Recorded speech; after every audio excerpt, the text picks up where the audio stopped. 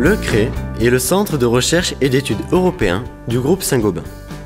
Il est installé à Cavaillon depuis 2002. Saint-Gobain, l'un des leaders mondiaux des marchés de l'habitat et de la construction, emploie beaucoup d'ingénieurs dans des domaines très variés allant de la recherche à la production. Le CRE, lui, se concentre sur les activités de développement des matériaux de haute performance. Il rassemble donc principalement des ingénieurs en recherche et en développement de projets qui travaillent à mettre au point les produits innovants du groupe.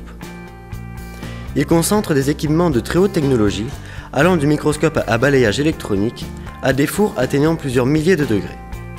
Leur maintenance et la sécurité des hommes est une préoccupation constante dont dépend le bon fonctionnement du centre. Retrouvons Yves Rojat, ingénieur en charge de cette mission primordiale. À Saint-Gobain, je suis responsable HSE, ça veut dire environnement, hygiène et sécurité. Et je suis aussi responsable de la maintenance et des travaux neufs. C'est-à-dire que je fais en sorte qu'il n'y ait pas d'accident sur le laboratoire et que tous les équipements fonctionnent au mieux.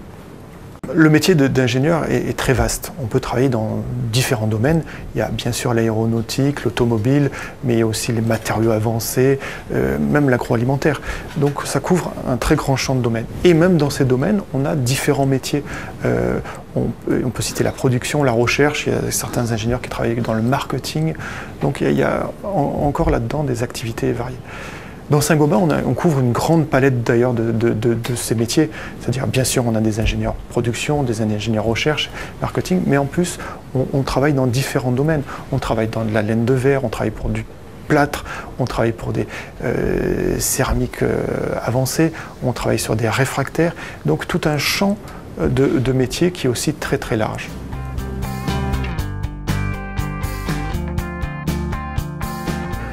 Le parcours standard pour devenir ingénieur, c'est un bac scientifique et derrière, on travaille maths sup, maths spé. Donc c'est 2 ans de maths sup, maths spé et après 3 ans d'école d'ingénieur.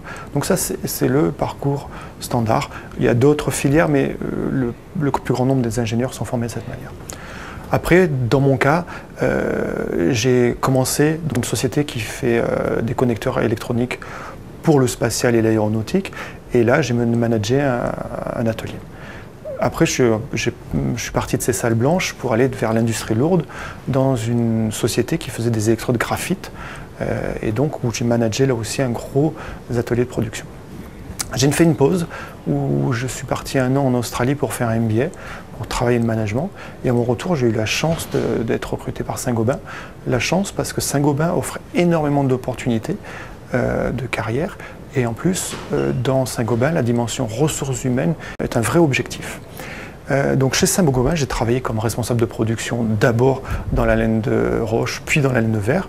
Entre les deux, j'ai travaillé 1 an comme responsable d'amélioration continue pour les 5 usines françaises.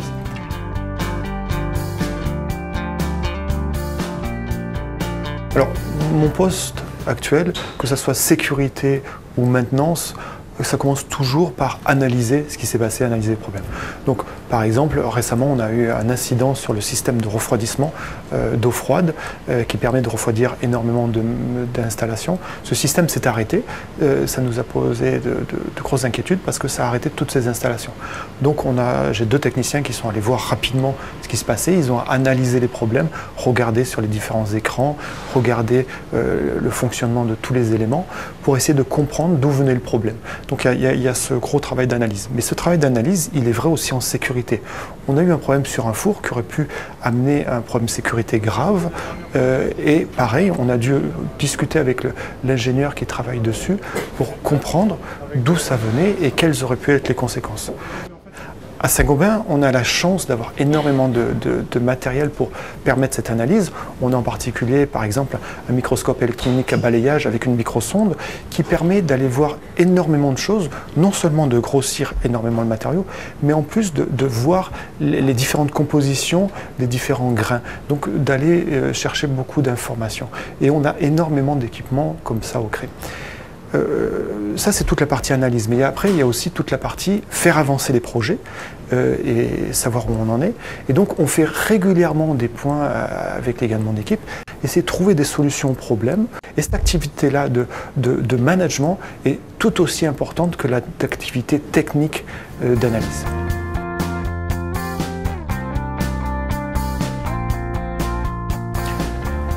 Tout d'abord, il faut bien rappeler que le métier d'ingénieur, c'est un métier passionnant. Ça fait des années que je fais ce métier et jamais je me suis ennuyé. On a des challenges à chaque fois, on travaille sur des sujets variés et donc il y a beaucoup de perspectives. Mais dans le même temps, on a énormément de responsabilités. Donc, s'engager dans cette carrière-là, il faut avoir envie. Il faut avoir une envie. Et donc ça commence dès les études. C'est-à-dire il faut aimer travailler beaucoup. C'est très valorisant, on a beaucoup de retours. On accède au métier d'ingénieur à la suite d'un bac+5. La voie la plus classique pour y accéder est une classe préparatoire scientifique suivie d'une école d'ingénieur. Il faut beaucoup de motivation et de constance pour réussir ses études. Le métier d'ingénieur requiert également d'autres qualités.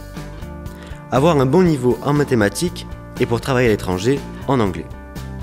Développer des capacités d'analyse, de réflexion et de logique, ainsi qu'un esprit d'équipe et de management. Il faut être curieux, innovant, communicatif, sérieux et responsable.